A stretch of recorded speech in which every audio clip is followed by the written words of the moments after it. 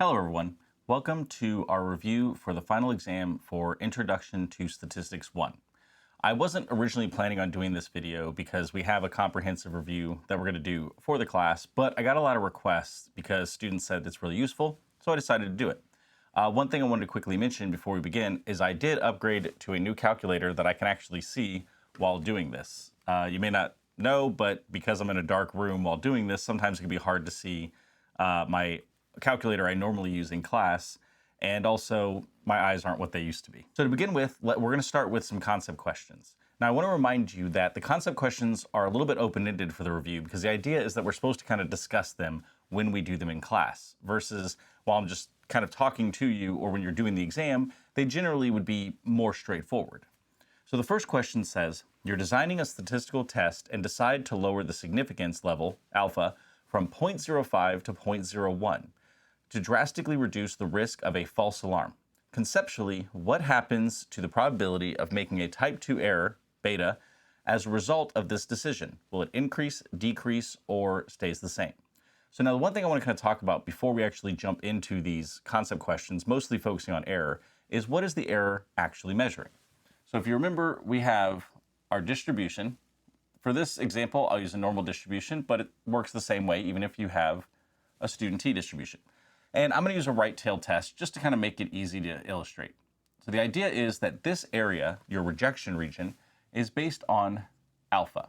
And your alpha that we generally will use will be alpha of 0.1, alpha of 0.05, the gold standard that everyone actually uses, and alpha equals 0.01 if you want to have a harder requirement to reject your null hypothesis. Now, there's a couple different things that can happen, and it's going to be based on the outcome of your null hypothesis. So we have our null hypothesis, which has two possibilities. Either your null hypothesis is true or your null hypothesis is false. Now, based on this, we have to consider what are the options. Well, if I have a null hypothesis that's true that falls into this region, this is my fail to reject region.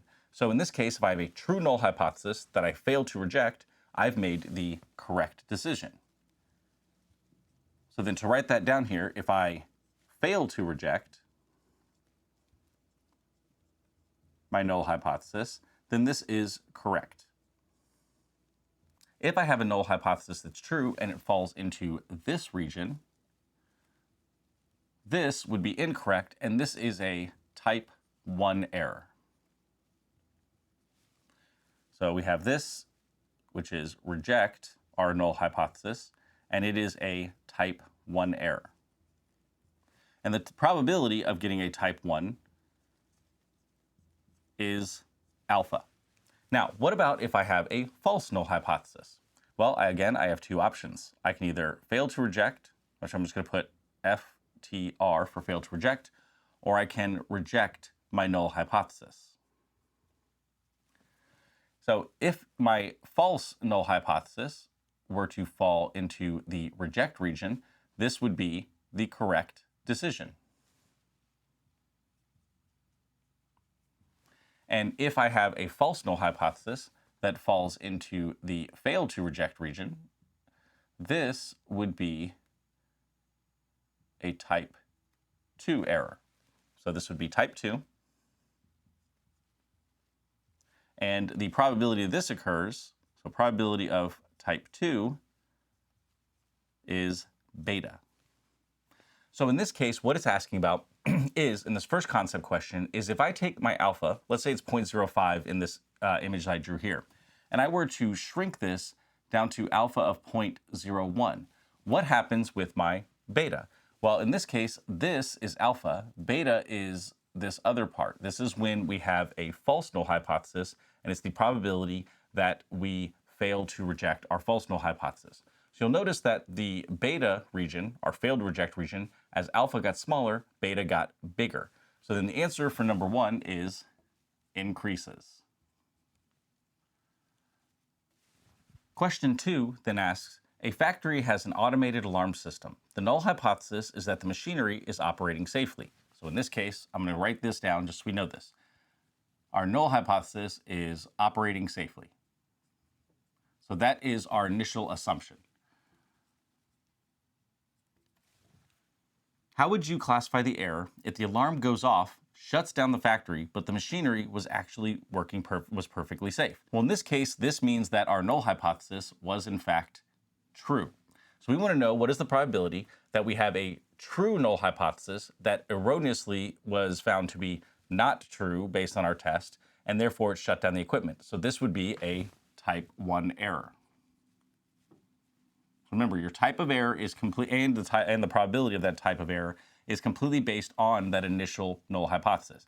Is it in fact true, or is it false? Problem 3 says, an email spam filter is designed to catch junk mail. The null hypothesis is that an incoming email is legitimate, that is, not spam. How would you classify the error if a malicious spam email bypasses the filter and lands in your inbox? So in this case, we have to again start with what is our null hypothesis? And our null hypothesis is that it's not spam. Okay, but the email that we received was spam. This means that our null hypothesis was false. So if we have a false null hypothesis that we failed to reject because we didn't reject the spam email, this would then be a type 2 error.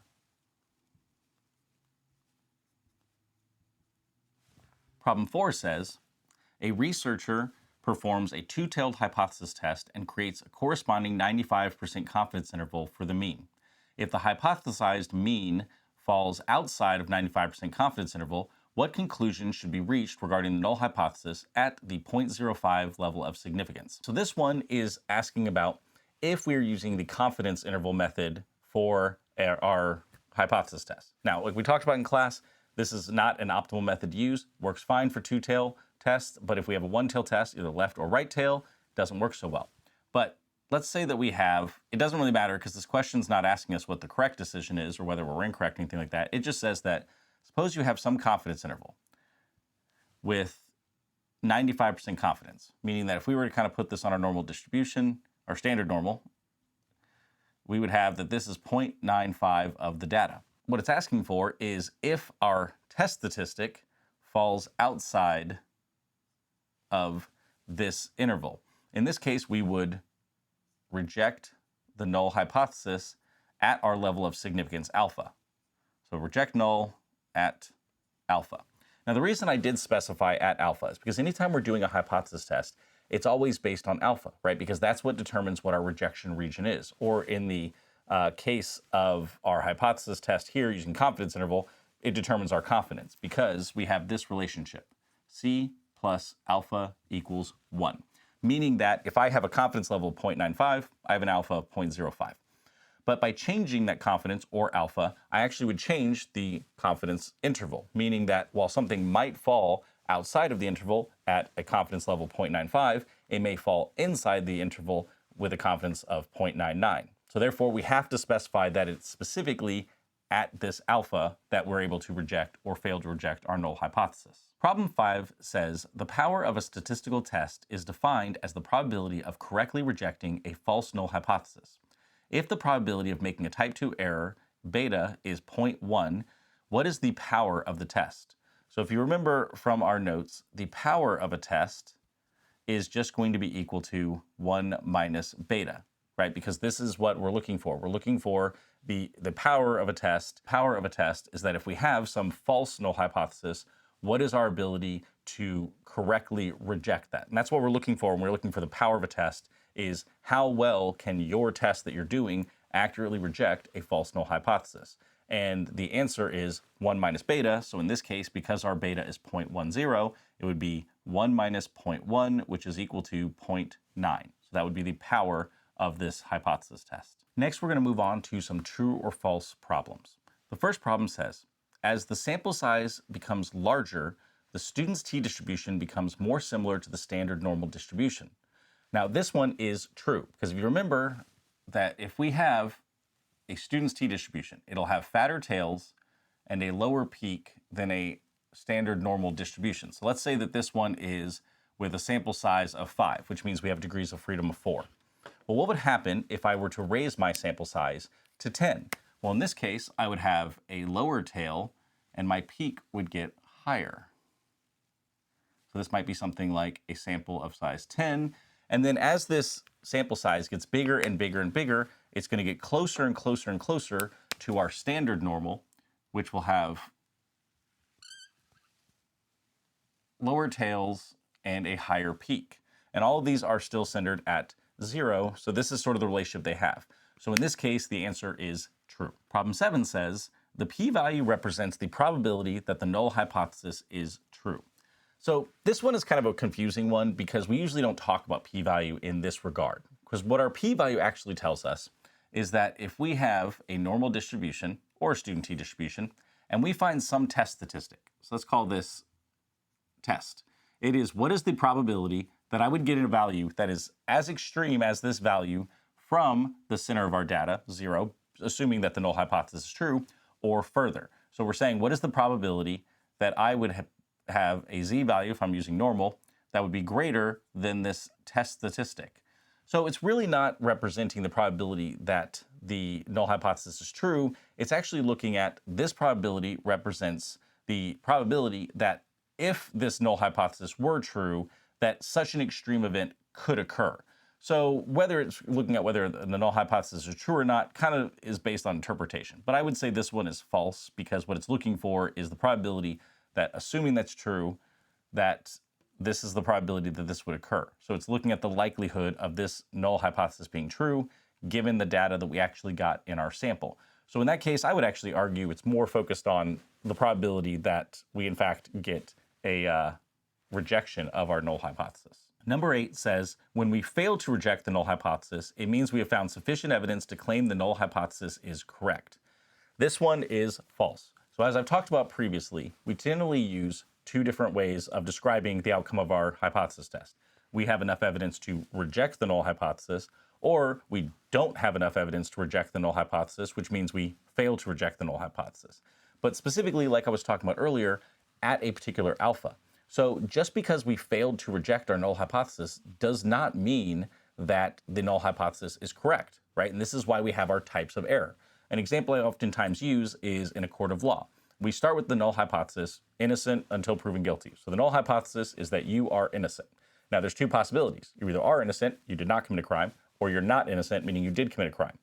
But we do have the types of error where if you are innocent, but they find you guilty, well, guess what? Now you have that you are true, that you are innocent, but they rejected this. This is a type 1 error.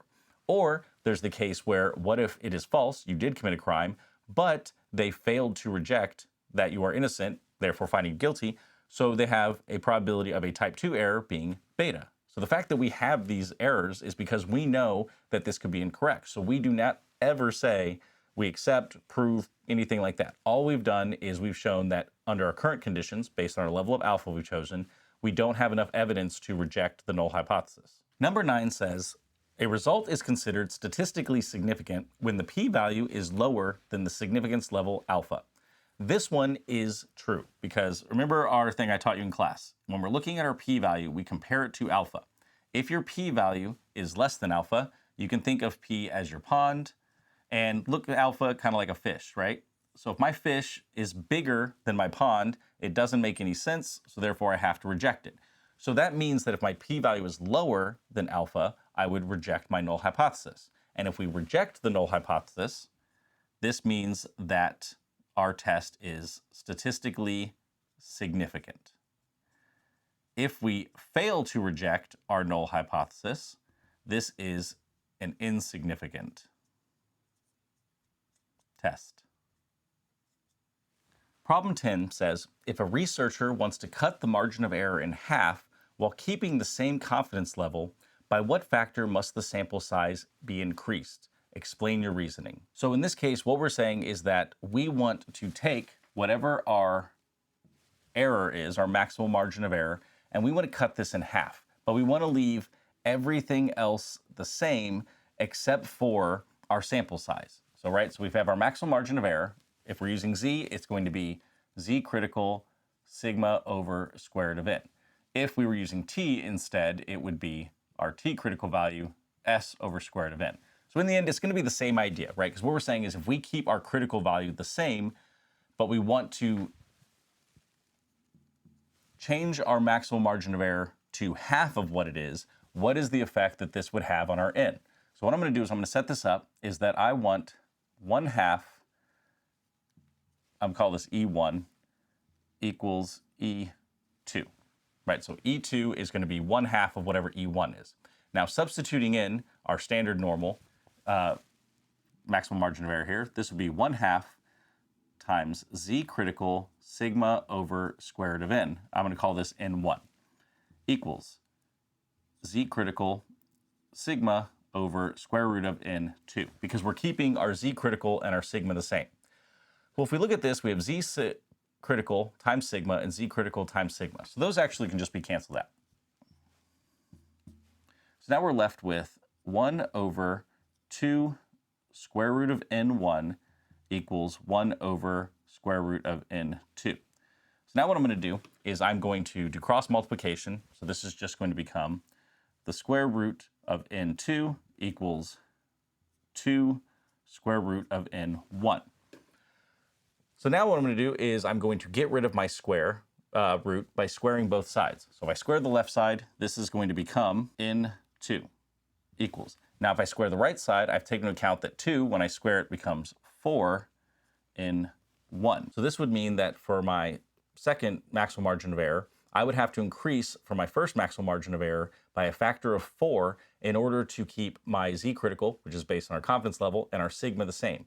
By keeping those the same and only changing the sample size, which as a researcher I do have control over, this would mean that I have a factor of 4. And this is actually true for any of these kind of problems. For example, let's say I wanted to do 3 times as much. Well, then it's going to end up being N2 equals 3 squared N1, or 9 N1. If I wanted to be 4 times, if I wanted to make it a quarter of the size, which means, 4 times, it's going to become 4 squared, which would be 16 N1. So basically, it's always going to be a factor by the scale squared.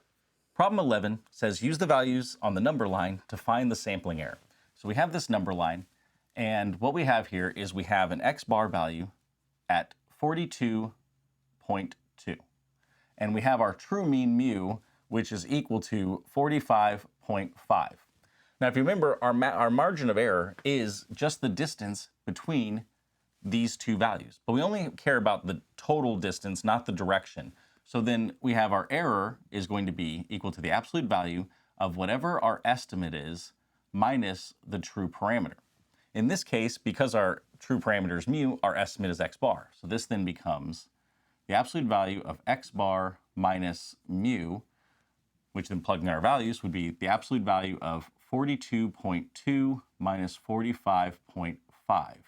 which would give us negative 3.3, but because it's the absolute value, this means that it's going to be an error of 3.3. Now, one thing I want to clarify that differentiates our margin of error with our maximum margin of error is that generally, if we're taking some sample data, we don't know what the true parameter mu is, right? So even though there is some true parameter mu that exists, we as researchers don't know what it is. So while this might be true that its error represents how far off our sample is from the true data, we don't know what it is. So when we're doing confidence interval, we use the maximum margin of error based on our confidence, meaning we're sort of taking like our worst case scenario, which means that based on our confidence interval, we have X bar, we go out some amount based on the maximum margin of error E up to some amount plus the maximum margin of error E. But realistically, our error might be less than that. For example, the actual true error might mean that it's actually between here and here. But because we don't know what that mu is, we sort of use the worst case scenario, which is the maximum margin of error versus just the margin of error. Problem 12 says we want to use confidence interval to find the margin of error in the sample mean of 105.60 to 128.43.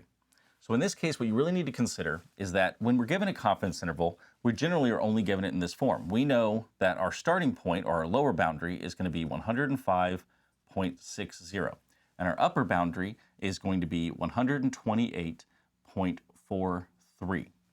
Well, if we were to kind of visualize what this looks like, this means that on a number line, we have some interval from 105.6 up to 128.43. But let's go back to this visual I drew here. When we create a confidence interval, what are we doing? Well, we start with this. Our confidence interval for mean mu would be, we take X bar minus our maximum margin of error and up to X bar plus our maximum margin of error. So this means that when we're finding this, what we're doing is we're starting at some center point, which is our point estimate, and then we're going out to the left and the right by our maximum margin of error amount, meaning that your x bar is going to be the value that is right in the center of these two boundary points. So in order to find x bar, all we have to do is just take 128.43 plus 105.6 and then divide it by 2. This is going to give us the average of these two values, which will be our center point, which, putting it in my calculator, I get that this is equal to 117.015. So now the next part of the question asks us also to find our maximal margin of error. So we're going to be using the same idea, is now that we know the center point and we know the end point, we just want to figure out what is the distance between them. And that will give us our maximum margin of error, because from our center point to this edge is the distance of our maximum margin of error. From our center point to this point is our maximum margin of error. So you can use either one. I'm going to use the upper bound just because, I don't know, I like that one. So it'd be 128.43 minus this 117.015 that I found in the previous step. And plugging this into my calculator, I get a value of 11.415. Now, if you wanted to test it, let's test it by going from our center point, subtracting this maximum margin of error, and seeing if we get our lower boundary. So in this case, what I'm going to do is I'm going to put my 117.015, I'm going to subtract 11.415, and I get 105.6. So this would be the correct answer for this. Problem 13 says, two different manufacturing processes are being analyzed. Process A has a standard deviation of sigma equals 8 units. Process B has a standard deviation of sigma equals 24 units. If a quality control manager wants to estimate the mean output of both processes with the same margin of error and the same confidence level, which process will require a larger sample size? So this one is kind of like what we were looking at when we were looking at the different size of sample we would need to change just our maximum margin of error. But in this case, what we actually want to do is we want to keep the same margin of error. So in this case, we're going to have the margin of error of our first process is equal to the maximum margin of error of our second process. What's changing in this case is our sigma. So if I rewrite this out, I'm going to call this z critical sigma 1 equals the square root of n equals z critical sigma 2 over the square root of n. Now again, this works the same way if you're using t. It's only going to be the difference of the t critical instead of z critical, and instead of sigma 1 and sigma 2, it would be S1 and S2. We also, though, are specifically looking for what is the change on the sample size. So we're going to do N1 and N2.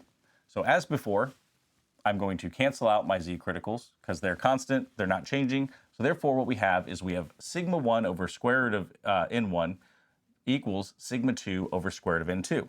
So again, I'm going to cross multiply. So this is going to become sigma 1 square root of N2 equals sigma 2 square root of N1.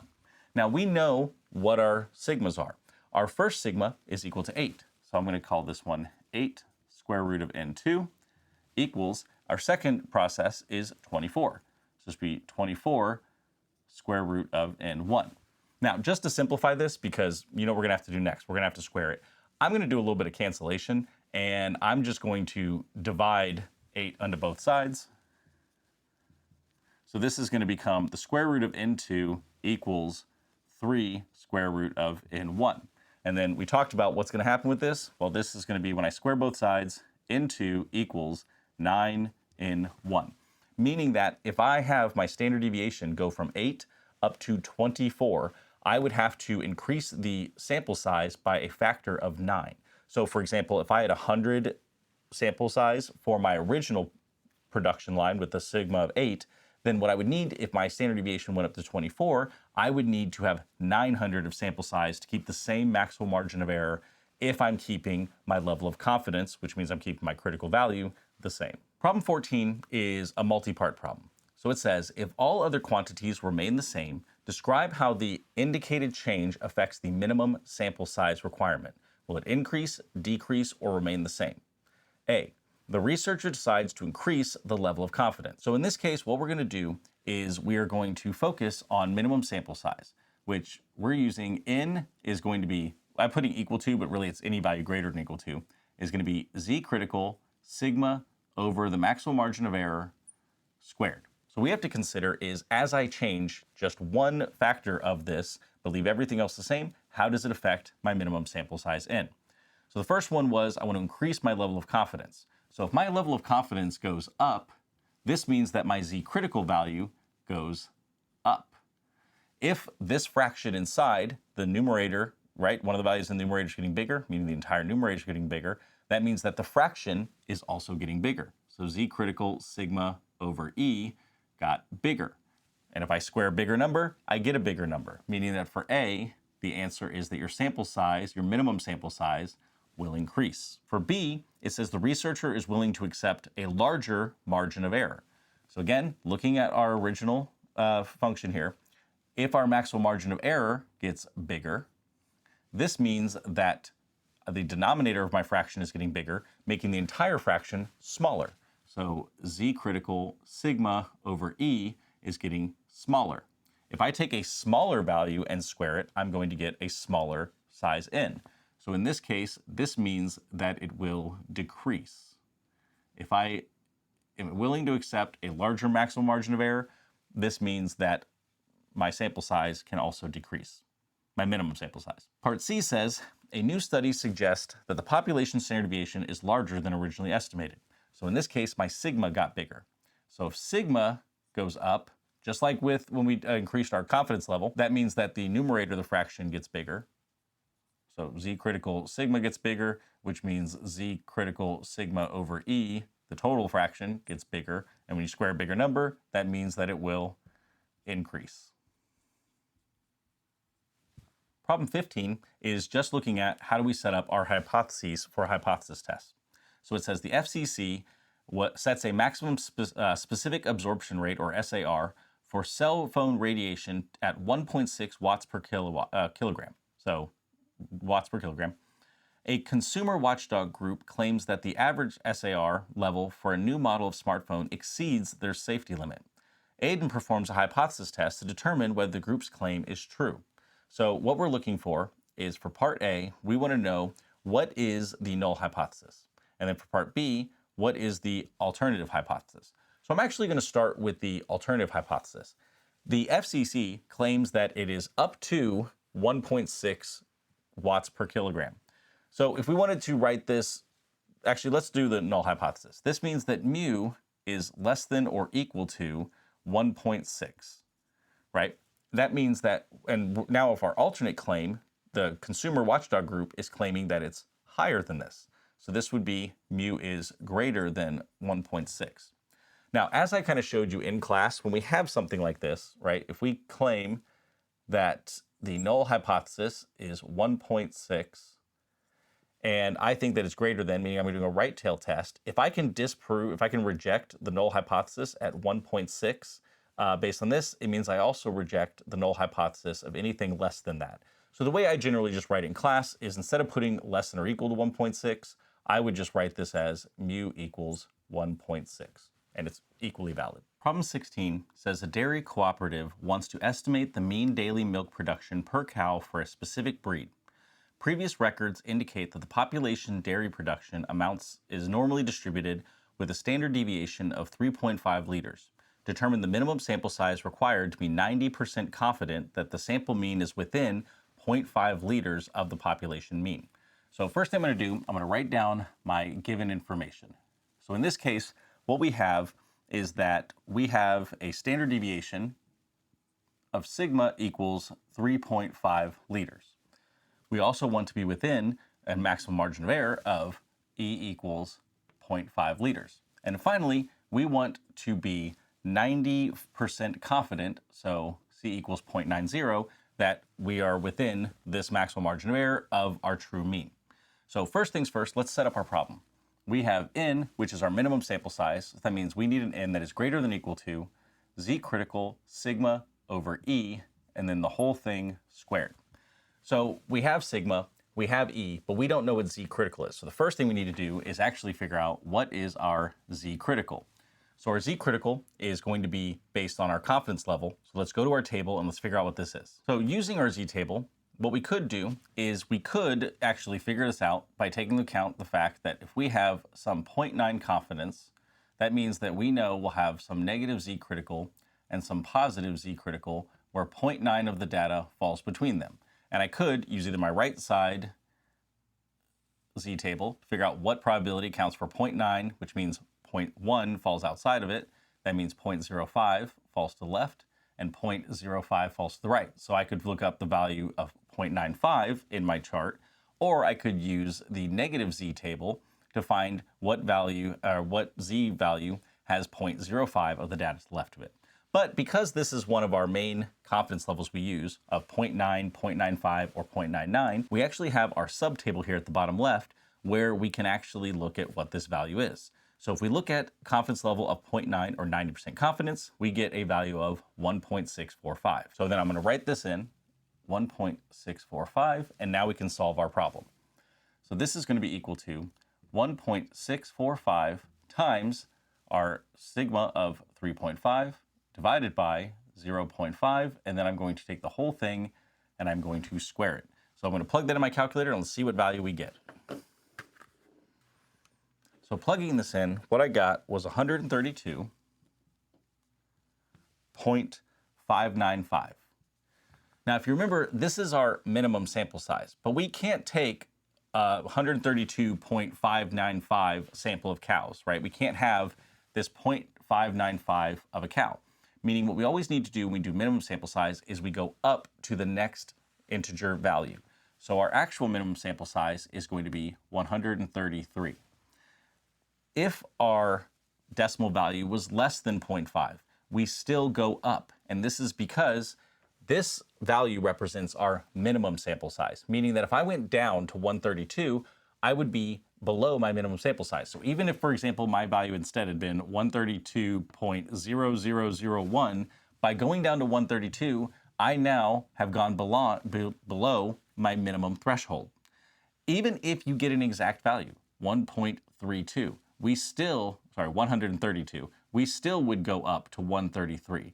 And this is because by using this table, we're using approximate values. These are not exact values we're using to calculate this.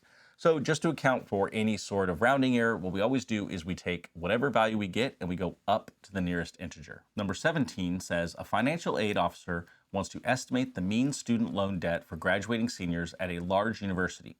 Based on regional data, the population standard deviation is known to be $5,400. So we have sigma is $5,400.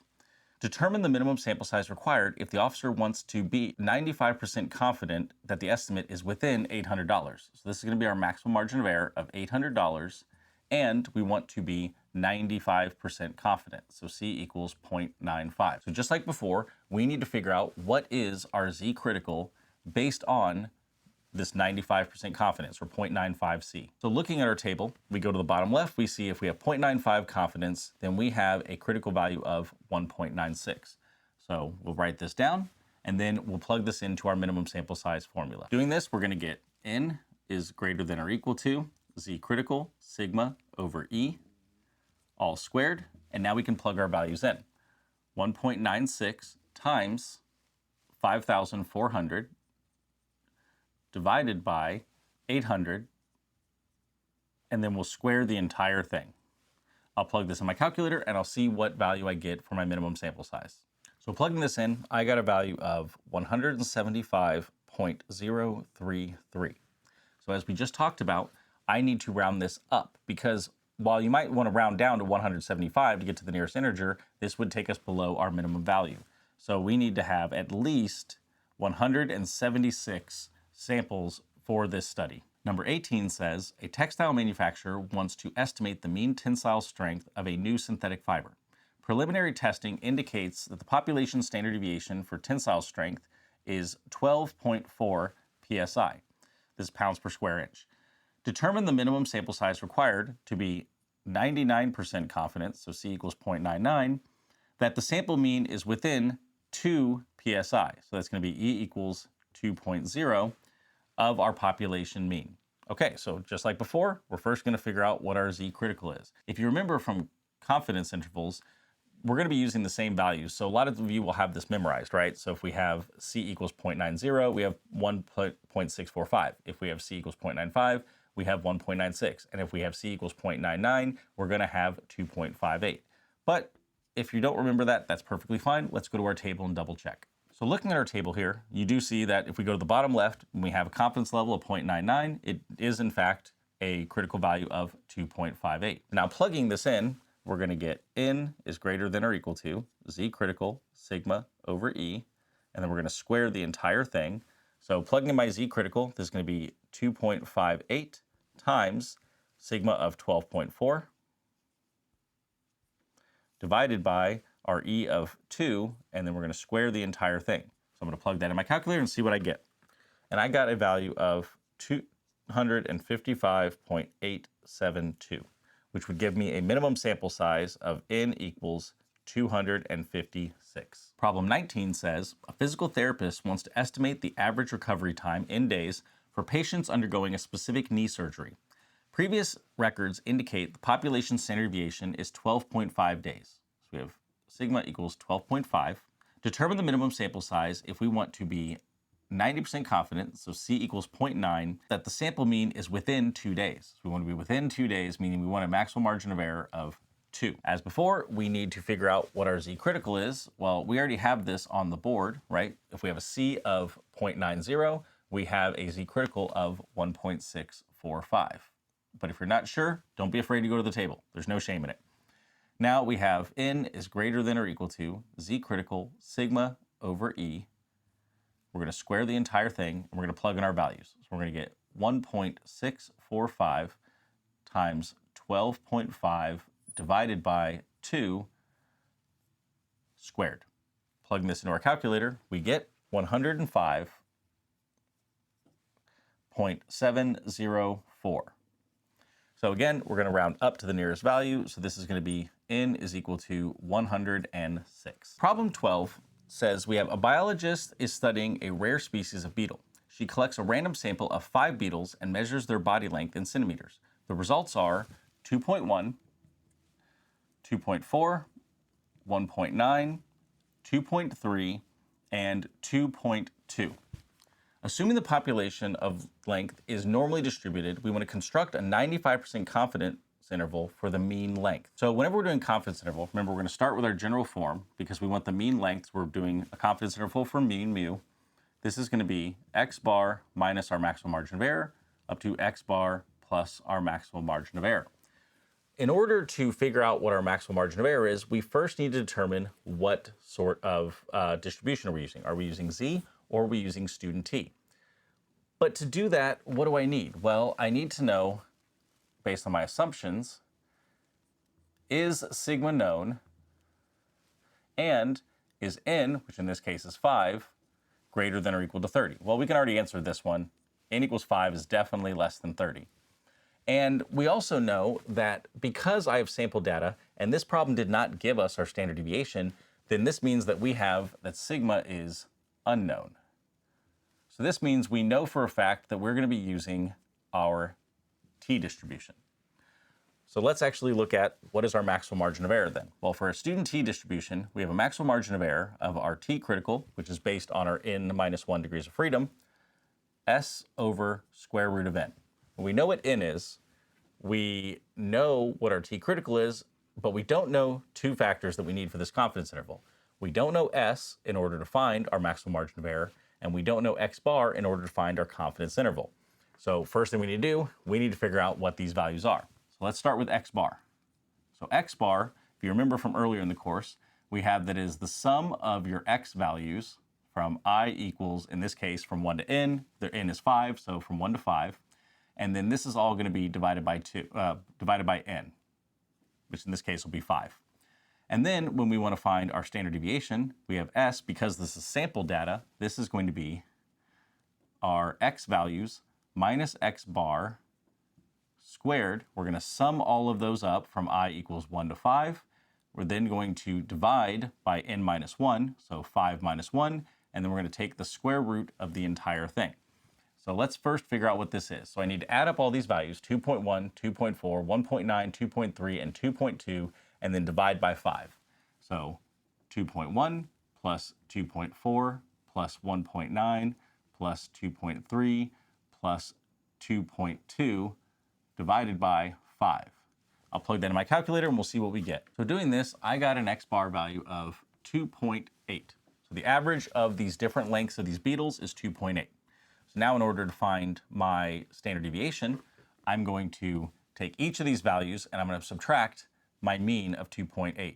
I'm then going to square it. I'm going to add all those up together, and then I'm going to divide by 4 and then take the square root. So this is going to be 2.1 minus 2.8 squared plus, and then I'm going to go to my next value, 2.4. 2.4 minus 2.8 squared plus, I'm going to do it for each of these until I get to my last value, which is 2.2 minus 2.8 squared. I'm going to add all those up together.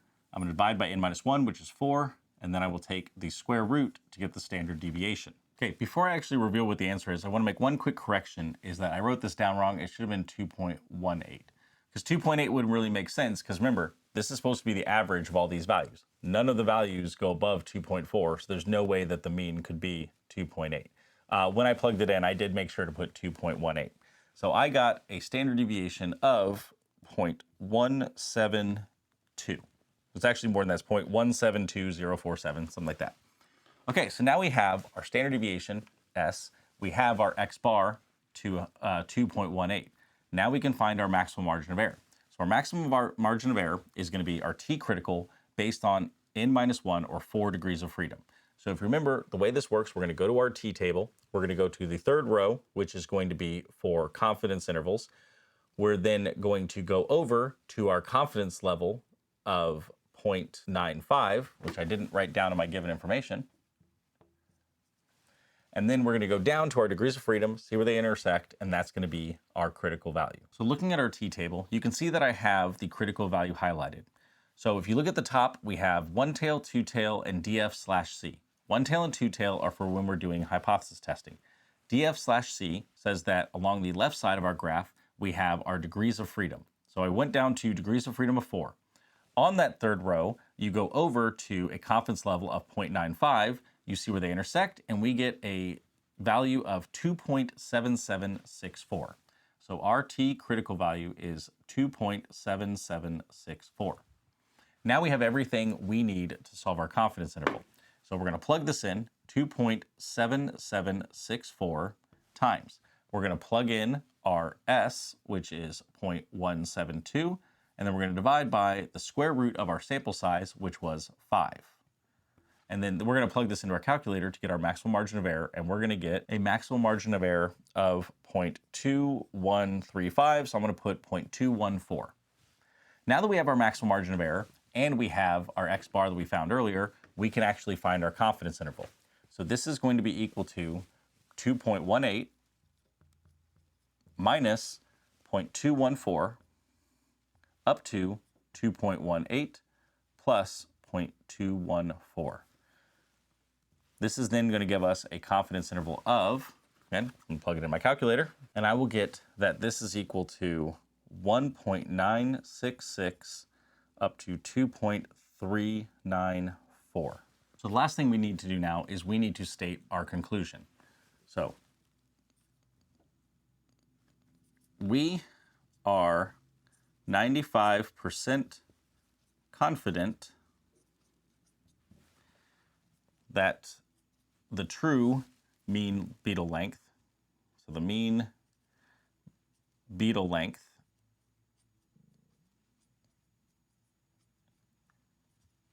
is between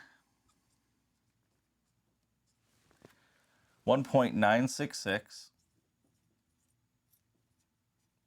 and 2.394 centimeters.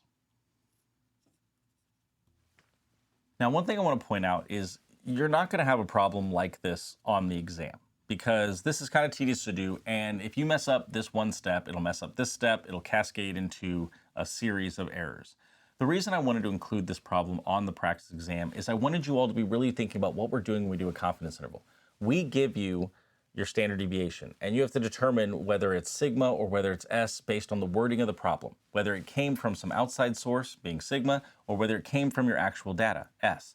Well, this is what it looks like if you had the actual data. I made a very small data set so it'd be easy to calculate, but in the end, the idea is that you have this data. You figure out what X bar is. That's your point estimate for the true population, in this case, beetle length. From your data, you find your standard deviation, which is S because, again, it's coming from your data. We have a degrees of freedom of n minus 1. And then from that, because sigma is unknown, because our n is so small in this case, we are going to use our student t distribution. And then we set up our problem like we normally would. Our confidence interval is X bar minus E up to X bar plus E. Our E, because we're using student t distribution, is our t critical value, S over square root of n. You plug in your values, you get your maximum margin of error. So then you plug in your X bar and your maximum margin of error, you get 2.18 minus 0.214 up to 2.18 plus 2.214. From there, you can solve your actual confidence interval, and then you just have to interpret what the results actually mean. We're 95% confident that if we were trying to look for our parameter value, our true mean length of these beetles, then we are 95% confident it's going to be somewhere in this interval, which means we're 5% not confident that it's going to be in that interval. Problem 21 says a production manager at a steel factory wants to estimate the mean length of a specific type of steel rod produced by a new machine. A random sample of 50 rods is measured. The mean length for this sample is 150.3 centimeters. From historical machine specifications, the population standard deviation is known to be 0.8 centimeters. Construct a 90% confidence interval of the true mean length of these steel rods. First thing we're going to do, we're going to write down our given information. So going through our problem, we have a random sample of 50 rods. So n equals 50. We have a mean length. This is from our data. This is going to be X bar equals 150.3. We have a population standard deviation, so this is sigma, of 0.8. And the last thing is we want to construct a confidence interval with a confidence level of 0.90. So we have a C of 0.90. Now, before we actually begin our confidence interval, we now need to check our assumptions. So our assumptions are that sigma, in this case, is known, and our n, which is equal to 50, is greater than or equal to 30. So based on this, right, because if sigma is known, we can use z. If n is greater than or equal to 30, we can use z. If both are true, we can use z. So in this case, we will use z. So now we're going to set up our confidence interval. So our confidence interval is going to be X bar minus E up to X bar plus E. We know what X bar is. It's part of our given information. We don't know what E is. We need to solve for that. So E is going to be Z critical sigma over square root of n. We know what sigma is. We have a sigma of 0.8 divided by the square root of n, which we have an n of 50. So what we need to do now is we need to figure out what is our Z critical. So we're going to go to our Z table and we're going to look that up. So looking at the bottom left here, when we have a confidence level of 0.9, we have a Z critical score of 1.645. So I'm going to plug that in, 1.645, and then I'm going to plug this all into my calculator to determine what our maximum margin of error is. In doing this, I got a maximum margin of error of 0.1861, so 0.186. Now I can actually find my confidence interval by plugging this in. I'm going to plug my X bar in, so this is going to be 150.3 minus 0.186 up to 150.3 plus 0.186. I could do this in my head, I'm sure, but I'm just going to rely on my calculator and make sure I don't make any silly mistakes. In doing that, I get a confidence interval from 150.114 up to 150.486. And then last thing we need to do, we need to state our conclusion. We are 90% confident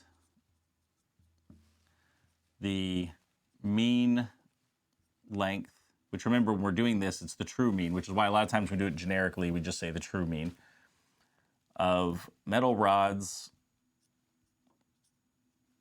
is between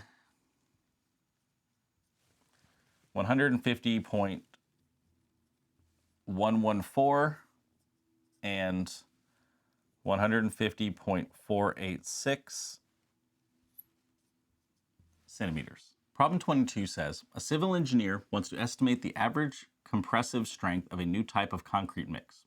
A random sample of 12 concrete cylinders is tested.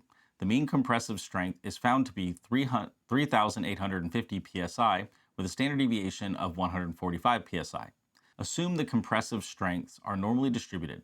Construct a 99% confidence interval for the mean compressive strength. So first thing I'm going to do, I'm going to write down my given information. So I have a random sample of 12 concrete cylinders, so N equals 12. Next, I have a mean strength, which was found to be X bar is 3,850 psi. We then have a standard deviation of 145. Now, at this point in my class, I usually would ask, is this S or is it sigma? Well, based on the problem, we know that this is going to be S, because if we read this sentence again, we have this random sample of 12 cylinders. A mean compressive strength is found to be 3,850 psi with a standard deviation of 145 psi, meaning this came from our sample of 12. So this is going to be S.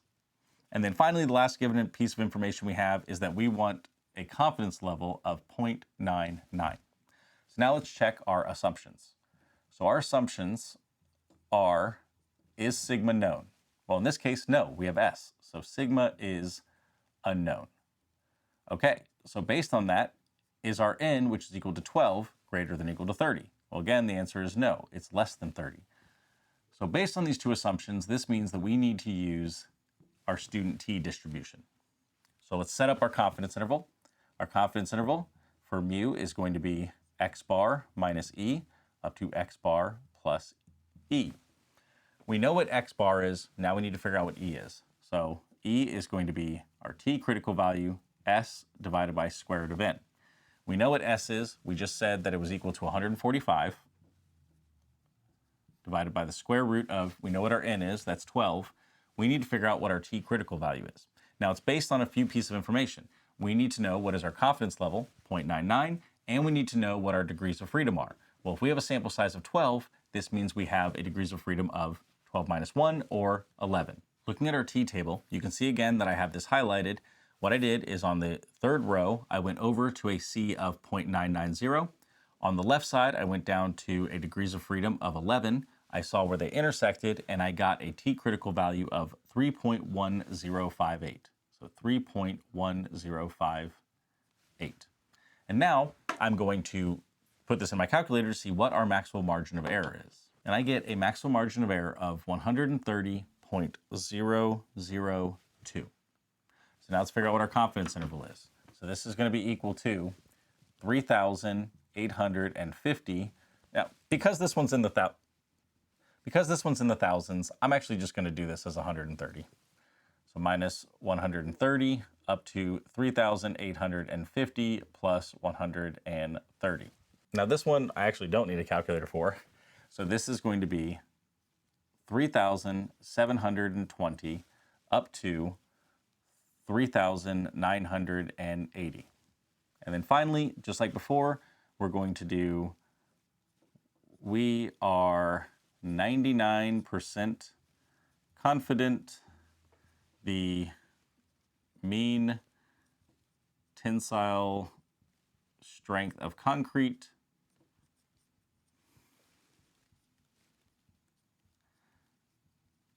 is between 3,720 and 3,980 psi. Next, we're going to move on to hypothesis tests.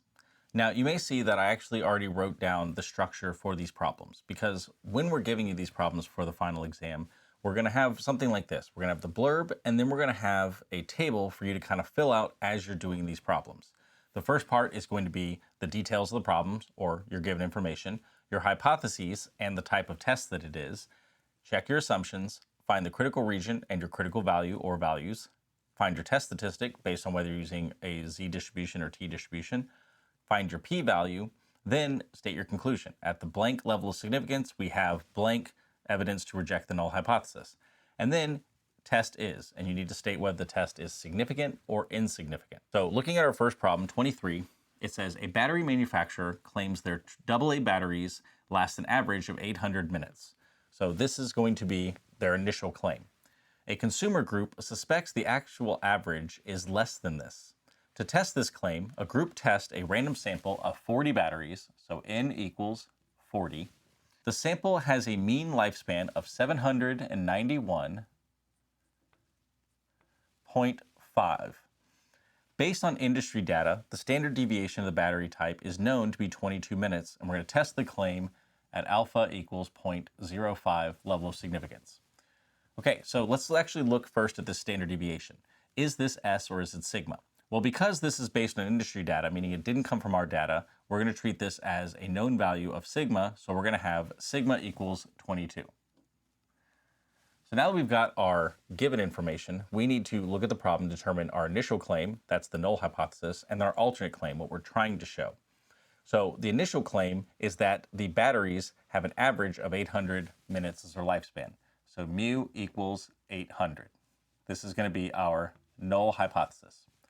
Our alternative hypothesis is going to be that we believe that the average is less than this. So we're going to have mu is less than 800. Now remember, when doing your hypothesis test, it's always going to be in terms of mu and the same value. So mu 800, mu 800. The null hypothesis will always have the equality, and the alternate hypothesis will always have an inequality. Okay, so now based on this, on our alternate hypothesis, mu is less than 800, we're looking to the left, which means that this is a left tail test. Okay, now let's check our assumptions. Is sigma known? Well, yes, we have sigma, so sigma is known. Now, normally, if you were actually doing this in real life, you would be able to just move on from there. But we want you to check both assumptions, so now we're going to also check our n. Well, our n is equal to 40, which is greater than or equal to 30. So based on these two assumptions, this means that we can use z. So now that we know our assumptions, we can use the standard normal. We need to figure out what our critical region is. So on our standard normal, we're doing a left tail test, meaning we know that we're going to have some rejection region to the left over here, and this is going to be our z critical. Now, how do we find our z critical? Well, what we're going to do is we're going to go to our table, and we're going to look it up, and I have this at the bottom right table on your first z table. So looking at the bottom right now, we've got our hypothesis testing. We have our level of significance. On the top, we have alphas 0.05, 0.01, and 0.1. On the first column, we have critical value for a left tail test, right tail test, or two tail test, and you just see where they intersect. So we're looking at a left tail test and an alpha of 0.05. This gives us a critical value of negative 1.645. So this is going to be negative 1.645, which means this z value right here is negative 1.645. This is my critical value. When I'm finding my test statistic, if it falls to the left or less than negative 1.645, we would reject the null hypothesis. If it falls to the right of negative 1.645, this falls in our fail to reject region. So now let's figure out whether we can reject or fail to reject our null hypothesis. So we're going to find our test statistic using z equals x bar minus mu over sigma divided by the square root of n.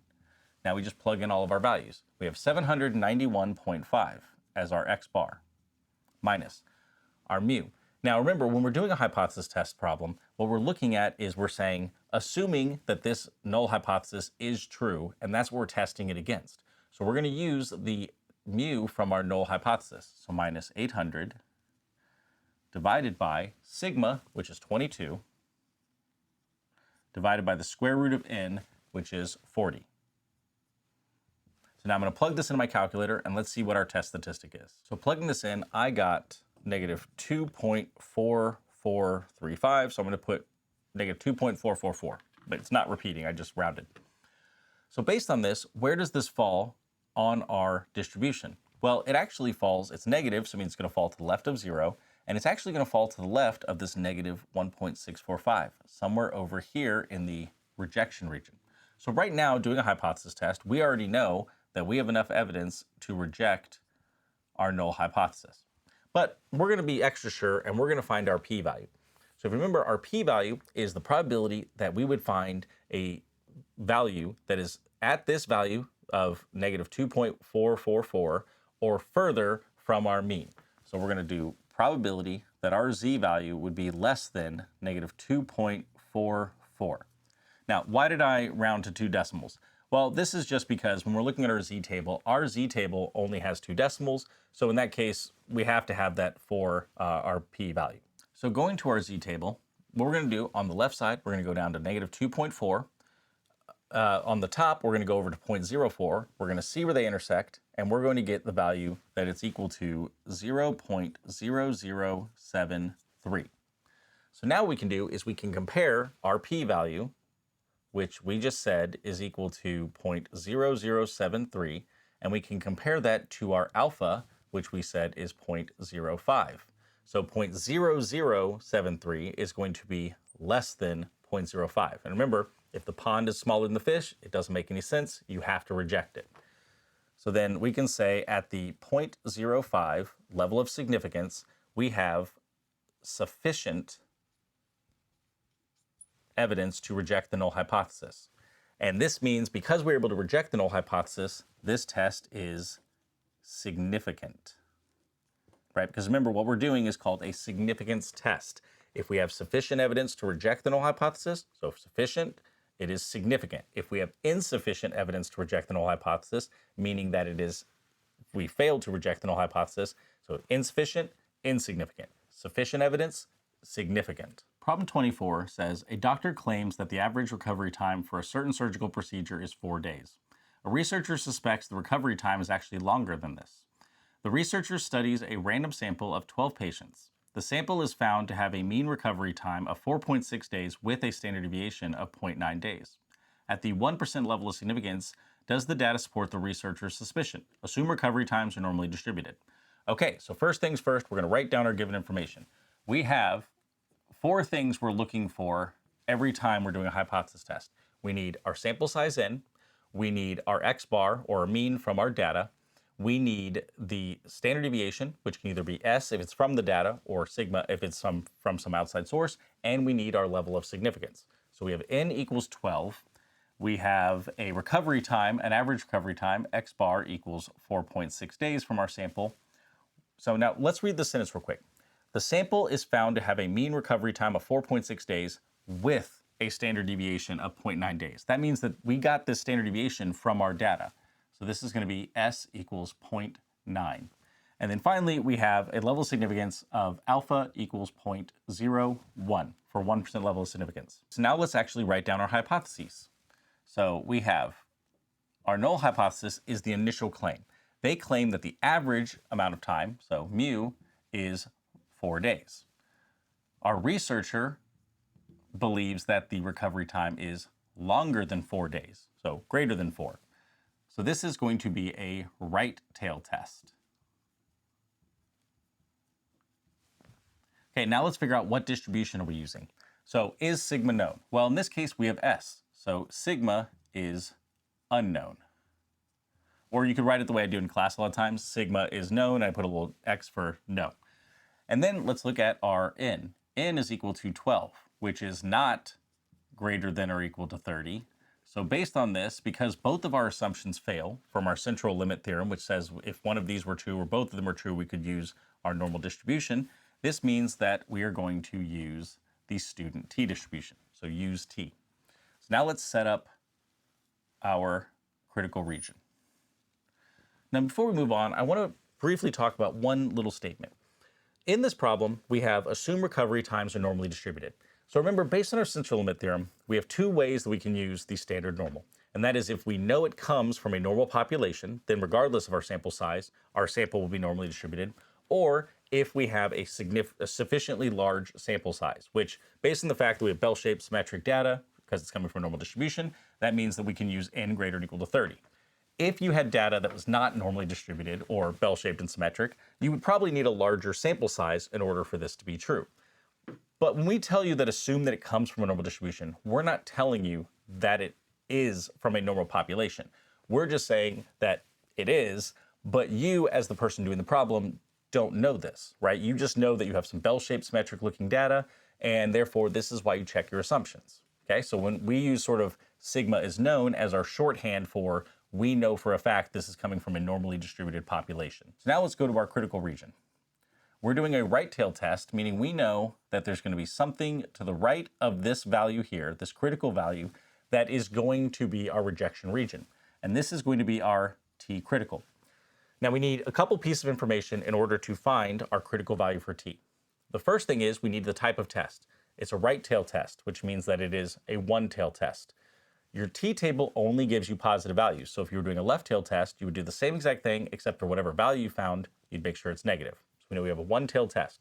We have our level of significance of 0.01. That's going to tell us which column in the table to use. And then the last thing is we need to know the degrees of freedom. We have n equals 12. That means we have degrees of freedom of 11, right? So if we kind of wrote this as t nu alpha, this would be, which by the way, if you want to be specific, this value would actually be 1 minus alpha because we're looking to the right, alpha is to the left, but I'm just going to write as alpha to shorthand it. We know that we need a t value with 11 degrees of freedom, and we have an alpha of 0.01, and it's a one-tail test. So as before, we go to our t-table.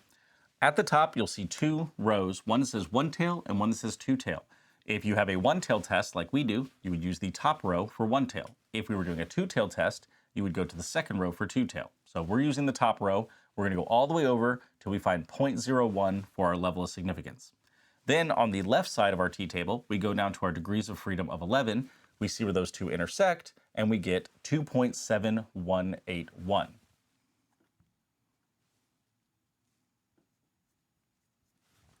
Now that we have our critical value of 2.7181, this is the value where when we find our test statistic, if it is positive and it is beyond this point, we know we can then reject the null hypothesis.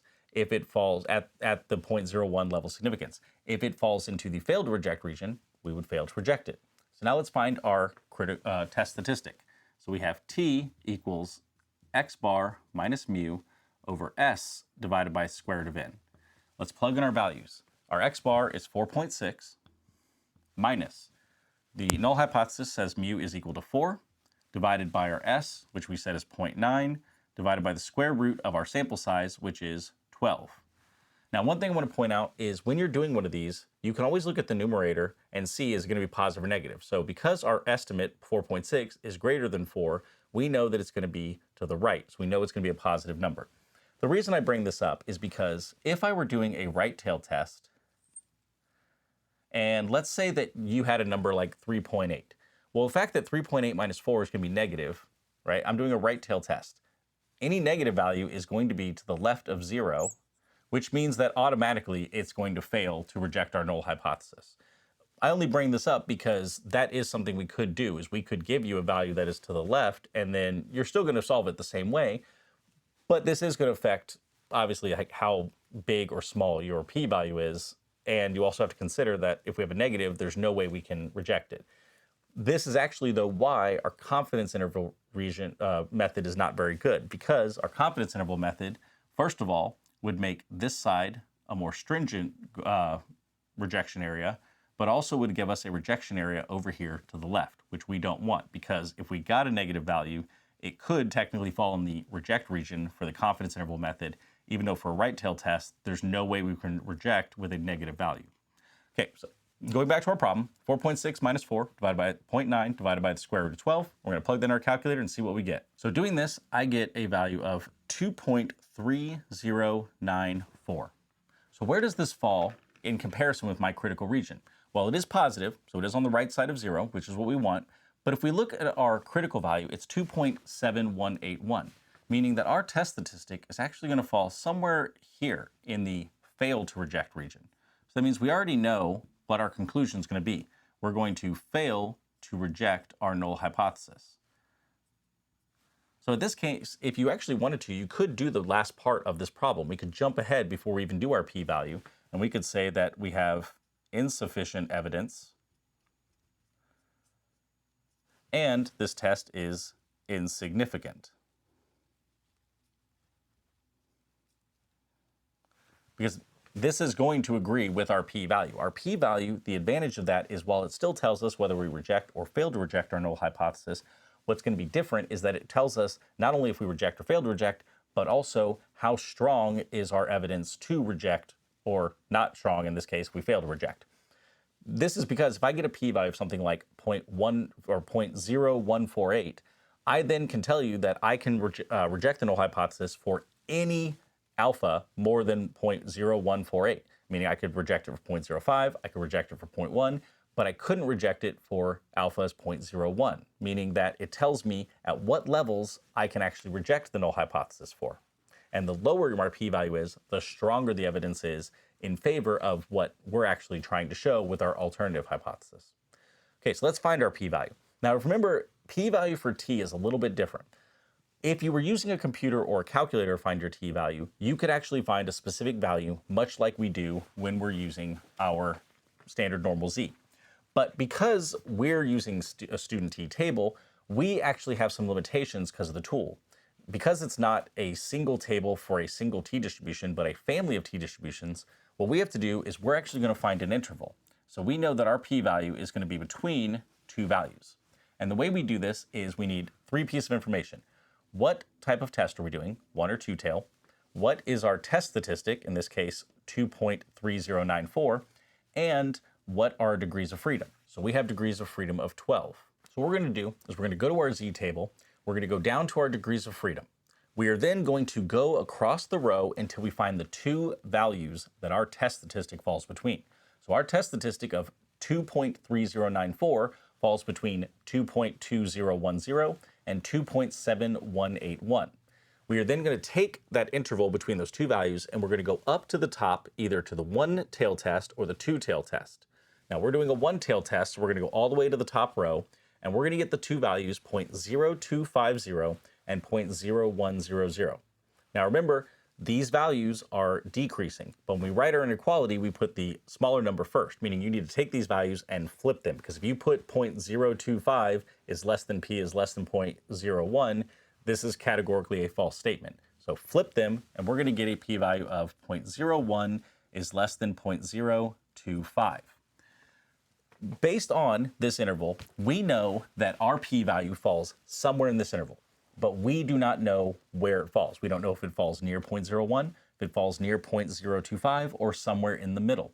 So we're going to actually compare this p-value, though, with our alpha. So we have 0.01 up to 0.025. Our alpha, I'm just going to put it like this, is equal to 0.01. So our absolute smallest value that p can be is just over 0.01. In fact, we have it right here. P is greater than 0.01. Like, that's just a absolute statement right there, meaning that no matter what p-value it is in this interval, it will be greater than our alpha. This means, right, the pond is bigger than the fish. That's perfectly fine. We fail to reject. And this agrees with what we had earlier. We have insufficient evidence to reject the null hypothesis. Therefore, our test is insignificant. So then I'm just going to fill this part in at the 0.01 level significance, and I'm done with the problem. Problem 25 says an airline claims that the average weight of checked luggage is 38 pounds. A loading supervisor wants to test this claim to ensure proper fuel calculations. The supervisor randomly weighs 65 bags. The sample yields a mean weight of 36.4 pounds with a standard deviation of 5.2 pounds. Test the claim that the mean weight is different from 38 pounds at the 10% level of significance. We want four pieces of information. We want our n, we want our x bar, we want our standard deviation, which could be s or sigma, and we want our alpha. So based on this, we have an n of 65. This is the number of bags that the supervisor is checking out.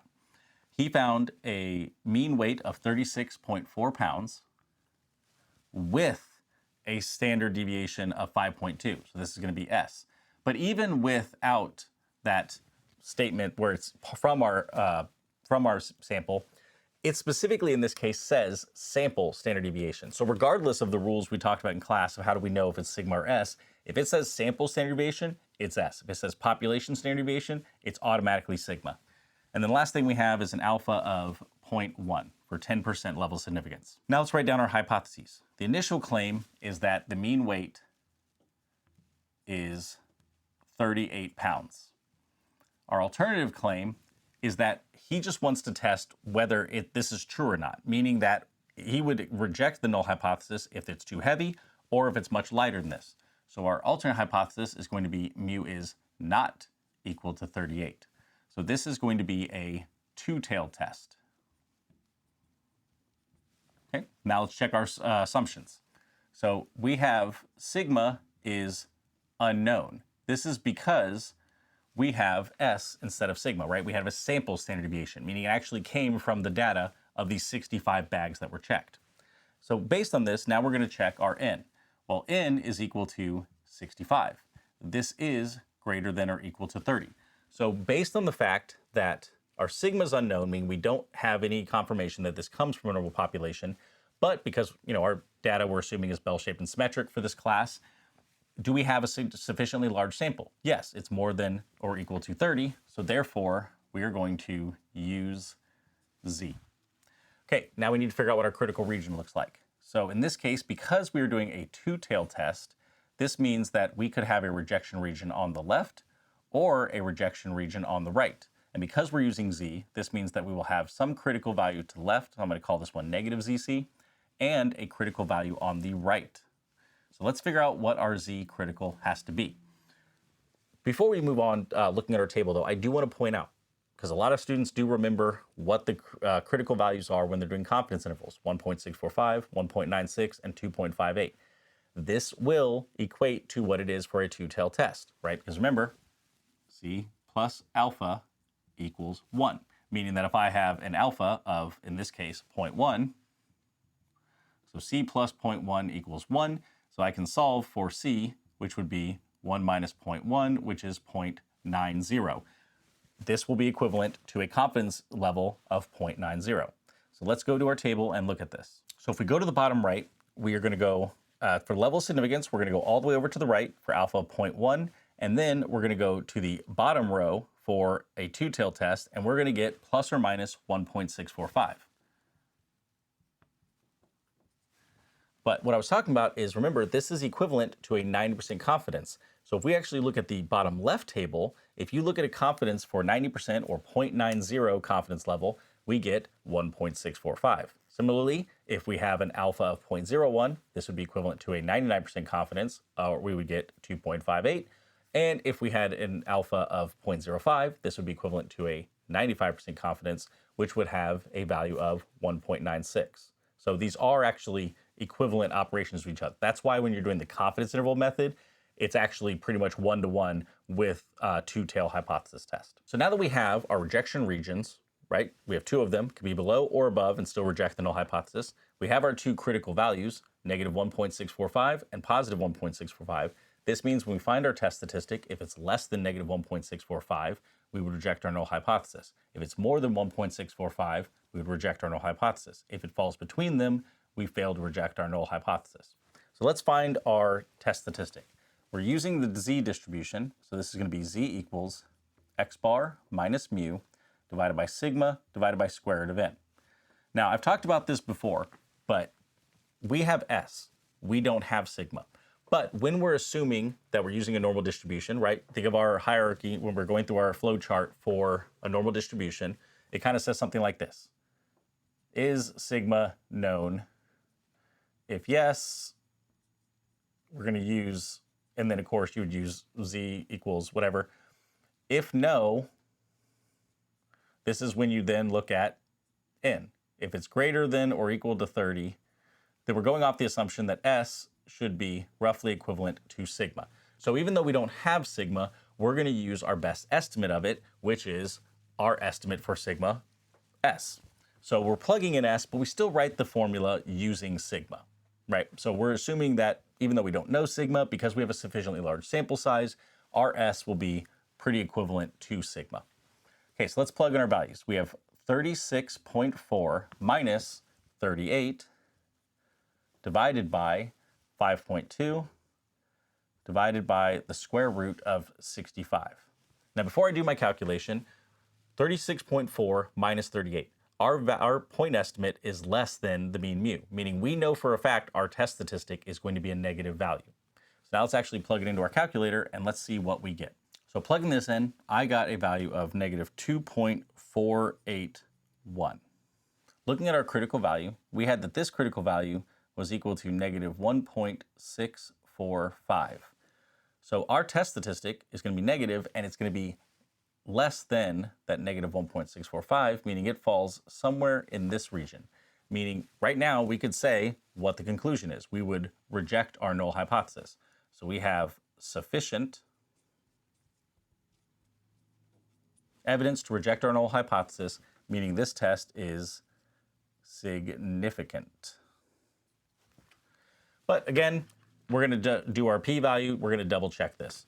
So our p-value is going to be, remember, with our two-tail test, we have to look at the probability that we would get a value as extreme on the left or the right, meaning it's technically going to be the probability less than negative 2.481 plus the probability z is greater than positive 2.481.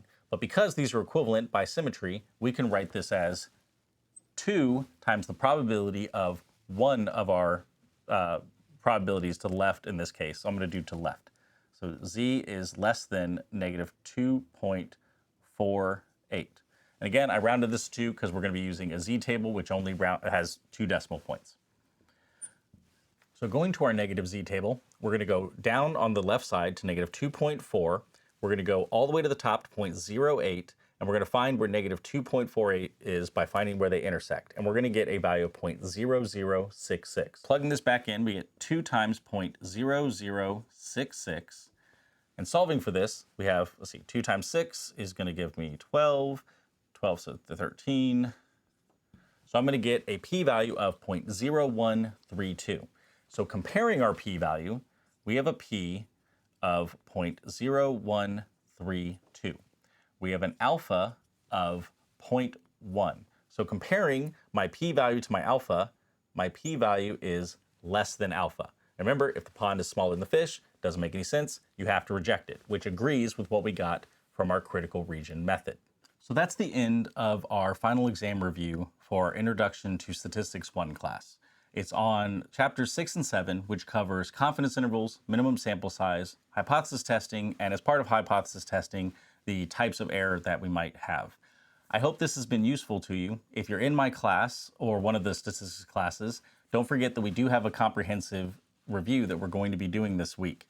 It is going to be different problems than what we just covered here, so it's still going to be beneficial even if you followed along and did this practice exam yourself.